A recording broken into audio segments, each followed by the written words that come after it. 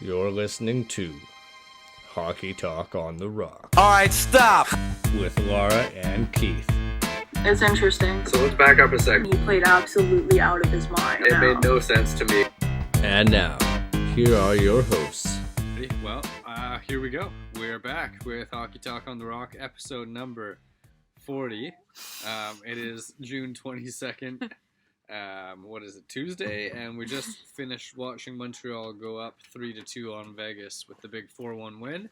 Yep. And so we're going to sit here. There's a small amount of Canucks news, and then we got a few other things. So Yeah, well, I think first off, you have officially won the bracket challenge now with that victory, because I needed Vegas in 6, so, it's over. clinching. But I didn't really think that the comeback was possible. But anyway, congrats to you. Hopefully I can, make my way back here with some mock drafts and stuff.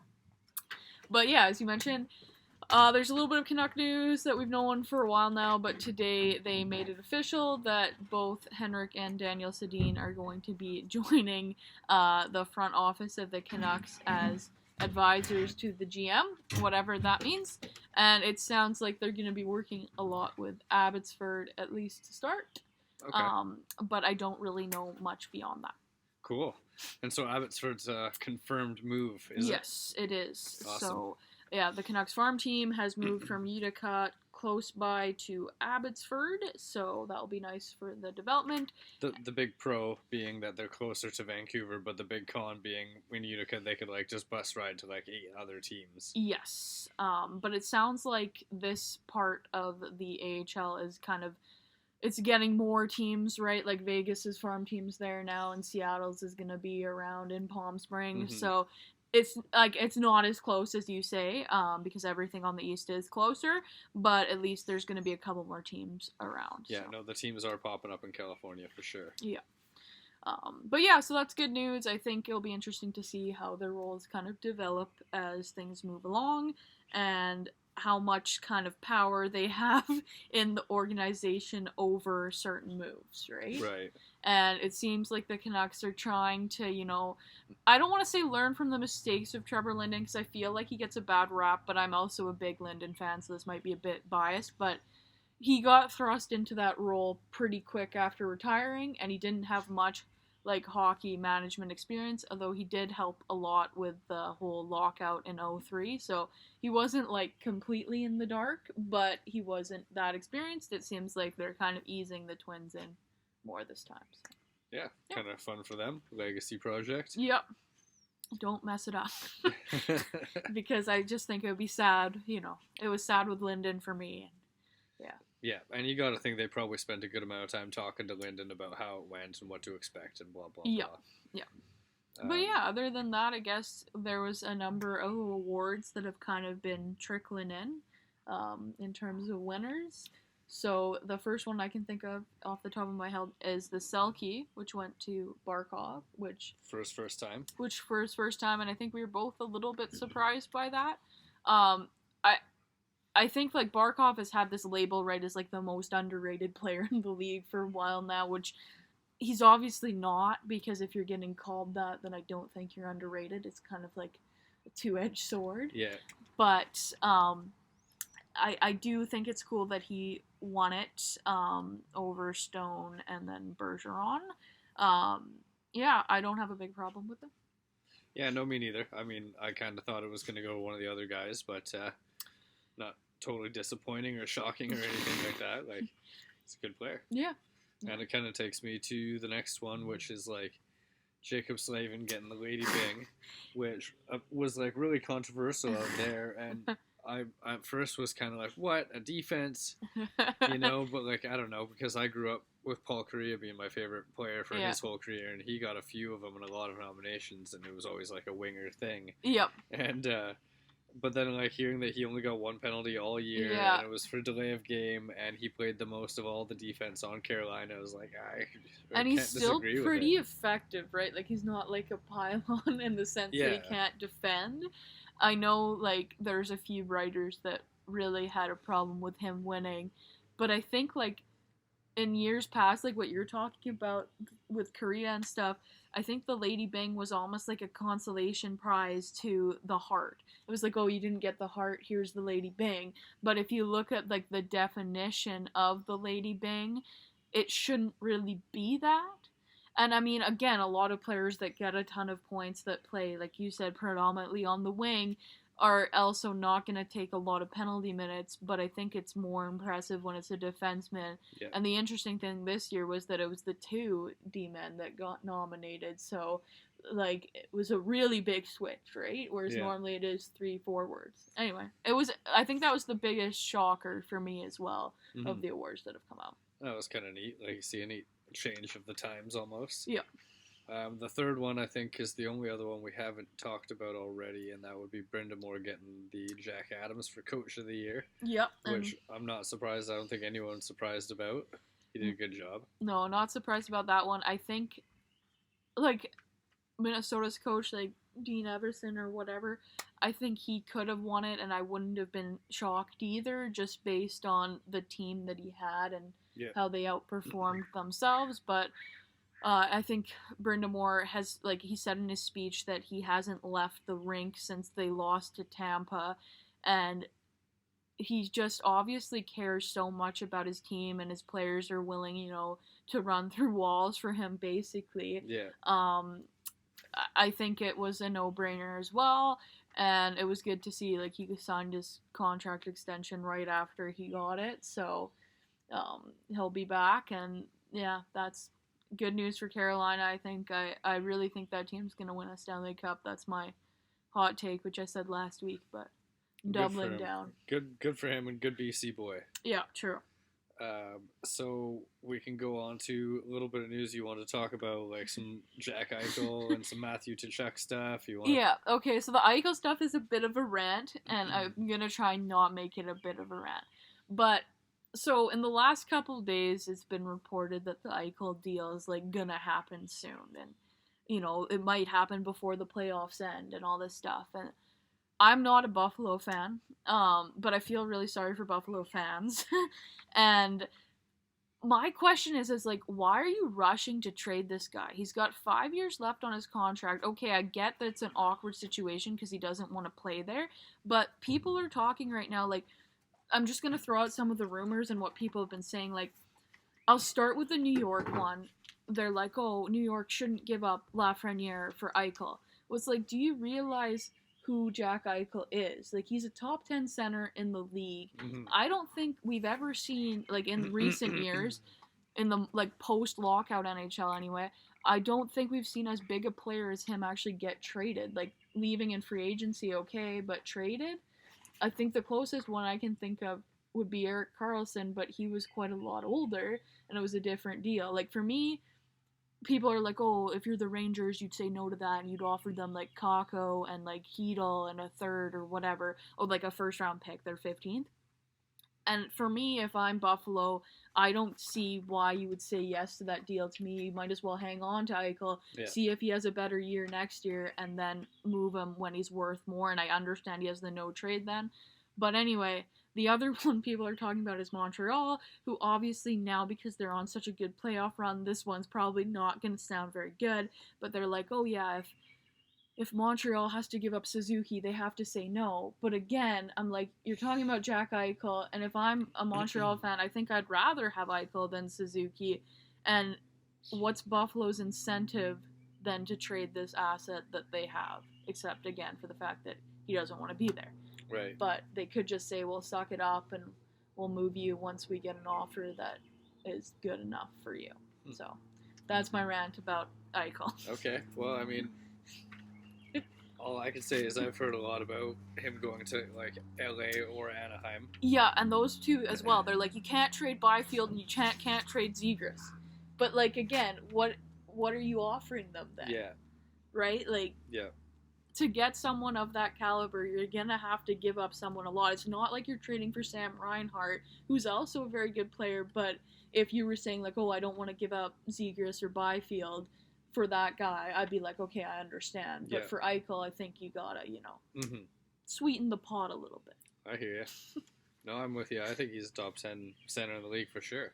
Yeah. And he's stuck in a bad situation. Yeah. Tkachuk? Tkachuk, yeah. So that was the thing that broke this week, was that Matt Tkachuk has said that he wants out of Calgary. Not sure how legit this is or if it's just a rumor, but it has been talked about a lot for the past couple days. And he evidently really wants to play in St. Louis, which would be like his hometown team, but I don't believe he has a no trade, so I don't think he really has any say in the matter. But I will find it really interesting and kind of funny if, Calgary decides to move on from Tkachuk and keep their other core players like Gaudreau and Monahan. When to me, like, Tkachuk would be the player I would want to build around, and I think, like, for Flames fans, again, not a Flames fan, he seems to be the one that brings, like, the passion to that team.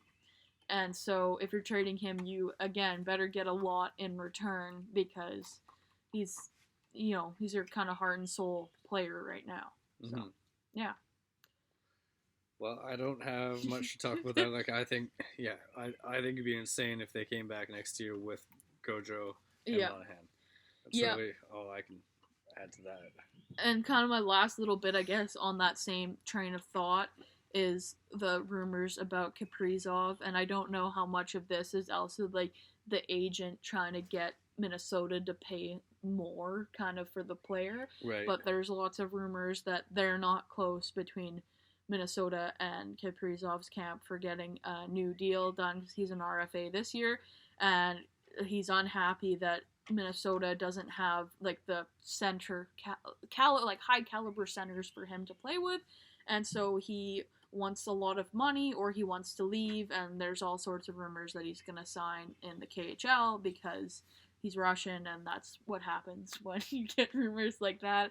I personally think it would be a shame if he goes back to Russia, because I really enjoyed watching him this year.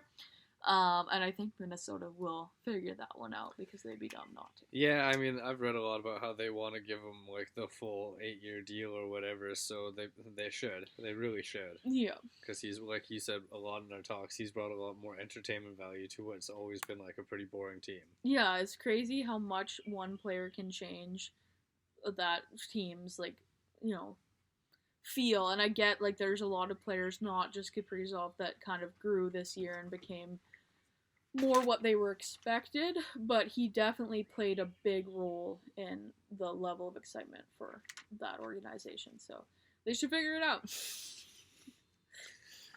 That's fair. Do you want to continue on with talking about the playoffs so far? Or? Sure. Okay. You want to start with Tampa? Islanders? We can talk about Tampa and their massive blow to the Islanders, 8-0 in the last game. Yeah, so my, like, I don't know, I guess my fan appreciation statement is, like, Braden Point in the playoffs is just next level. I don't understand what happens to him. Like, he's good in the regular season and all, but in the playoffs he's spectacular. Yeah, he's clutch. And this year he's just really shown that. I think if you're giving out the Conn Smythe right now, it would go to him. The whole team, right, they're so deep, and it's interesting to me because this year, and maybe it's because more people are watching, or they're watching more because they don't have as much going on with COVID and everything, but there seems to be kind of two arguments that have surfaced about like the playoffs, and one of them is obviously Tampa with the cap thing and being so over the cap with having Kucherov healthy. And I think it's interesting because for them, like, and for everyone, teams have done this for years. It's not the first team to do it, right? Like, Chicago won a cup basically doing exactly the same thing. I think Kane was hurt, and then he came back in the playoffs, and they won. I think the Kucherov one is the biggest example because it was the longest time, and he was obviously ready for a couple weeks, like, before the playoffs started. So I do get a bit of it, but I think it's funny. And the other one is the reffing, and I guess as a Canucks fan, I'm just bitter because, 10 years ago we were having this conversation about why don't they call things the same in the playoffs when they do in the regular season. And then this year, it's like every day on Twitter, it's like, that's a penalty and they should call it a penalty. But, this isn't new. It's not this year that they decided to stop calling stuff. Yeah. So I'm going to be very interested to see what happens and if they almost, like, overcorrect for calling penalties, but that was getting away, from the Tampa series, which I'll get back to for 2 seconds. Yeah, Tampa looks dominant. I don't think there's any way the Islanders beat them 2 games in a row here. They might squeak it to a Game 7, but I kind of get the feeling that Tampa's going to end it in 6. I think so too, and I think they're going to repeat. I agree. I would be very shocked if Tampa doesn't win the Cup with how they're playing right now. Yeah, me too. And then, like we started off talking about, Montreal going ahead tonight on Vegas 3-2. Yeah. And they've played an incredibly solid defensive series against Vegas, who is just such a fast team, and they've really slowed them down, and are now 1 game away from going to the final, which is really kind of shocking, to be honest. Yeah, I mean, I was saying with you earlier, I still have no idea how good this Montreal team is. I find them very confusing because they look awful for the second half of the season. They started really good. I think the start of the playoffs, they were okay, but they've slowly emerged into looking really good, and I think, as you kind of mentioned, they're playing a system now that really works for them, and they've just kind of nailed it, so far anyway, and it'll be very interesting to see. Like, it looks like they're gonna go to the final here again, but it'll be interesting to see if they do, how they match up against Tampa, because I don't see it ending well for them, but you know, stranger things have happened. Yeah, like I was saying to you, that I could see them slowing Tampa down, but not stopping them. So yeah, I think with the depth Tampa has, it's just too strong. I think, as we were talking about it today, the thing that I noticed the most about Vegas is, like, okay, their defense looks really good. Like, I don't think we can argue that Pietrangelo was a good signing for them with the playoffs he's had, but you're really noticing the fact that they don't have center depth. Yeah. And I think that's played a big role in why the Vegas forwards have had such a hard time scoring on Montreal. And I guess going back, we talked about it a couple weeks ago, but I was listening to a podcast earlier today about Philip Deneau and the offer that Montreal made for him at the beginning of, like, this season was 6 years for $5 million a year, and he rejected that. And the rumor is that he's going to ask for something close to 8, which I think both is just insane. It's crazy. Think is ridiculous, but I just see it happening with the run that they've been on and the role that he's played. I can see someone being dumb, and, like, I can see a bidding war happening for him and him getting something close to that, and then it just being like an anchor contract for whoever goes for it. But I mean, you look at, like, the Leafs, if they could add, like, a guy like Deneau, like, that's almost exactly what they need. Yeah. And I don't know, there's tons, like, Colorado would look really good with Deneau, right? And I mean, most teams would, but you just gotta play it a little bit who's smart. got the money, right? I guess. Yeah. It's gonna be what it comes down to ultimately. Seattle. Maybe Seattle. That's the rumor right now. Yeah. But yeah. Anyway, so props to Montreal. They've played very well in this series, and we'll see. We see will how see, it goes. and we'll be back to do an episode before the final for our, just for the hell of it, last part of our bracket challenge. Yeah. Talk about anything that might have cropped up between now and then. Yep. But until then, thanks for listening. It's been another episode.